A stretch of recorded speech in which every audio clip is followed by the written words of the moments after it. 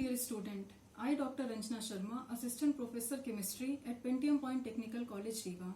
आज online class के माध्यम से आपको इलेक्ट्रिकल डबल लेयर के बारे में बताएंगे। ये टॉपिक आपके फिजिकल केमिस्ट्री का पोर्शन है, तो इसे आप एग्जाम के पॉइंट ऑफ व्यू से इम्पोर्टेंट मान के पढ़िए। Electrical double layer in colloidal solution. तो कोलॉइडल सोल्यूशन के बारे में आपने प्रीवियस क्लासेस में भी पढ़ा है कि सोल्यूशन बेसिकली 3 टाइप्स के होते हैं। एक होता है हमारा ट्रू सोल्यूशन, फिर कोलॉइडल सोल्यूशन और एक होता है फिर सस्पेंशन। तो ये जो ट्रू सोल्यूशंस होते हैं ये होमोजीनियस सिस्टम होते हैं, जबकि हमारे जो हेट्रोजीनियस सिस्टम के अंतर्गत आते हैं हमारे कोलॉइडल सिस्टम और हमारा सस्पेंशन। तो जो कोलॉइडल सिस्टम होते हैं उनके जो पार्टिकल्स रहते हैं उनका साइज ट्रू सोल्यूशन और हमारे सस्पेंशन के बीच का होता है। तो जो हमारे कोलॉइडल सिस्टम है उनकी एक प्रॉपर्टी इलेक्ट्रिकल प्रॉपर्टी के बारे में हम यहाँ पर इलेक्ट्रिकल डबल लेयर में पढ़ते हैं कि हमारे जो कोलॉइडल सिस्टम होते हैं वो इलेक्ट्रिकल डबल लेयर का फॉर्मेशन करते हैं। तो आइए देखते हैं कि कोलॉइडल सिस्टम में इलेक्ट्रिकल डबल लेयर का फॉर्मेशन किस तरीके से होता है। तो आज का टॉपिक है electrical double layer in colloidal solution. तो जो कोलॉइडल सोल्यूशन है उसका फॉर्मेशन होता है 2 चीजों से मिलके, या 2 चीजें मिलकर के कोलॉइडल सिस्टम का फॉर्मेशन करती है।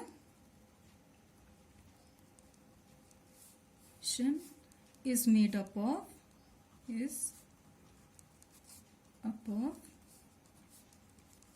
डिस्पर्स्ड फेज, जो कि स्मॉल अमाउंट में होता है, स्मॉल अमाउंट, जिसे हम लोग सल्यूट कह सकते हैं। और दूसरा होता है हमारा डिस्पर्शन मीडियम, जो कि लार्ज अमाउंट में होता है, जिसे हम लोग सॉल्वेंट कह सकते हैं। तो हमारा जो कोलॉइडल सॉल्यूशन है वो इन 2 चीजों से मिलकर के बना हुआ है। अब इलेक्ट्रिकल डबल लेयर के कॉन्सेप्ट को समझने के लिए हम एक कंटेनर को अज्यूम करते हैं। सपोज कि एक हमारे पास कंटेनर है जिसमें कोलॉइडल सॉल्यूशन भरा हुआ है। तो ये हमारा कंटेनर हो गया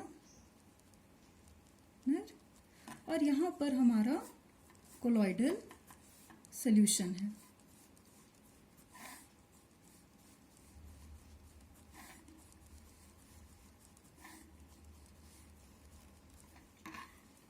अब कोलॉइडल सॉल्यूशन की जो डिस्पर्स्ड फेज के पार्टिकल हैं उसको हम लोग इस तरीके से दिखा रहे हैं ताकि आपको समझने में इजी हो, इसलिए इसके साइज को बड़ा बना रहे हैं। ये हमारे डिस्पर्स्ड फेज के पार्टिकल्स हैं और यहाँ पर हमारे डिस्पर्शन मीडियम के पार्टिकल्स हैं। तो जैसा कि आप लोग जानते हैं कि जो कोलॉइडल पार्टिकल होते हैं वो 2 तरीके के होते हैं, मतलब उनमें चार्ज को एड्सॉर्ब करने की एक प्रॉपर्टी पाई जाती है और चार्ज की एड्सॉर्प्शन के कारण हमारे जो कोलॉइडल पार्टिकल हैं वो 2 तरीके के होते हैं, जिसको हम यहाँ बताते हैं कि हमारा जो कोलॉइडल पार्टिकल है वो निगेटिवली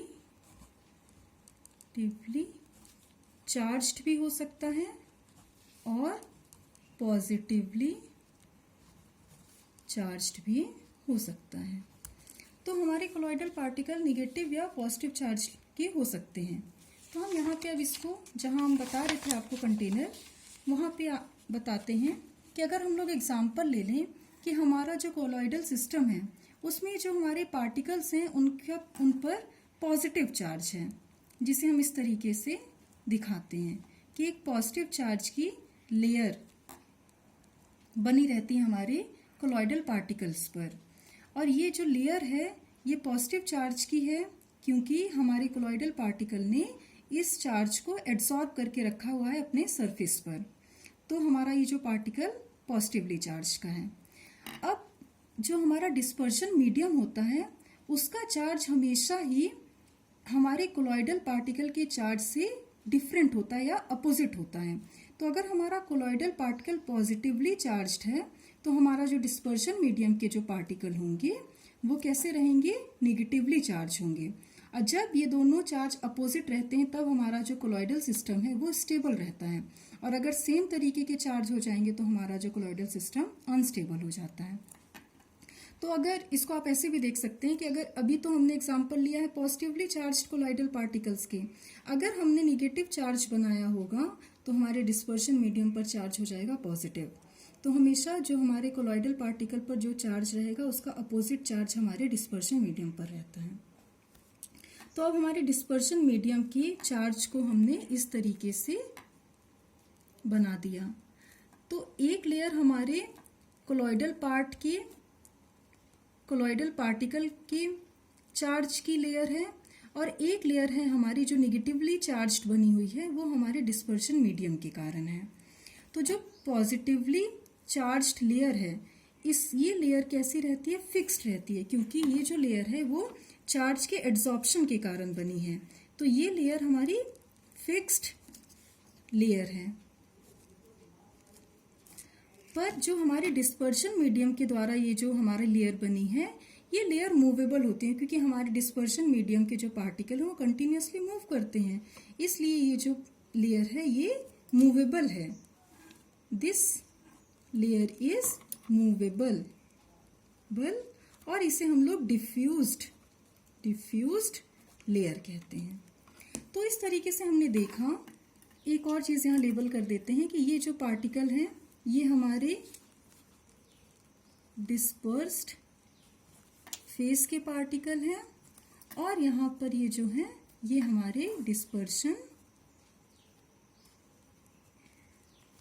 मीडियम। तो यहाँ पे हमने आपको ये बताया कि हमारे जो डिस्पर्स्ड फेस है हमारा वो पॉजिटिवली चार्ज की लेयर बनी हुई है उस पर, और डिस्पर्शन मीडियम की एक नेगेटिव चार्ज की लेयर है। तो यहाँ पर क्योंकि यहाँ पे चार्ज्ड है इसलिए इसको हम लोग क्या नाम देते हैं, इलेक्ट्रिकल। और दो लेयर का फॉर्मेशन हुआ है, पॉजिटिव लेयर, पॉजिटिव चार्ज की लेयर, और नेगेटिव चार्ज की लेयर, इसलिए इसका नाम क्या हो गया है, इलेक्ट्रिकल डबल लेयर। इसको कहते हैं इलेक्ट्रिकल डबल लेयर। अब यहाँ पे क्योंकि चार्ज का सेपरेशन है, इन दोनों लेयर के बीच में चार्ज का सेपरेशन रहता है, जिसके कारण एक पोटेंशियल डेवलप हो जाता है। इन एक पोटेंशियल डिफरेंस डेवलप हो जाता है इन दो लेयर के बीच में, जिसे हम लोग बोलते हैं जीटा पोटेंशियल। और इसको एक और नाम दिया जाता है इलेक्ट्रोकाइनेटिक पोटेंशियल। स्टूडेंट, अब आपको इसमें समझ में आ रहा होगा कि डबल लेयर का फॉर्मेशन किस तरीके से हो रहा है, और इन दोनों डबल लेयर के बीच में एक पोटेंशियल डिफरेंस डेवलप हो जाता है, जिस पोटेंशियल डिफरेंस को हम लोग क्या नाम देते हैं, जीटा पोटेंशियल या इलेक्ट्रोकाइनेटिक पोटेंशियल। तो स्टूडेंट, आप इसे अच्छे से पढ़िए, और कोई भी क्वेरी होती है तो आप उसको पूछिए, और इसके आगे का नेक्स्ट लेक्चर में आपको प्रोवाइड किया जाएगा। Thank you.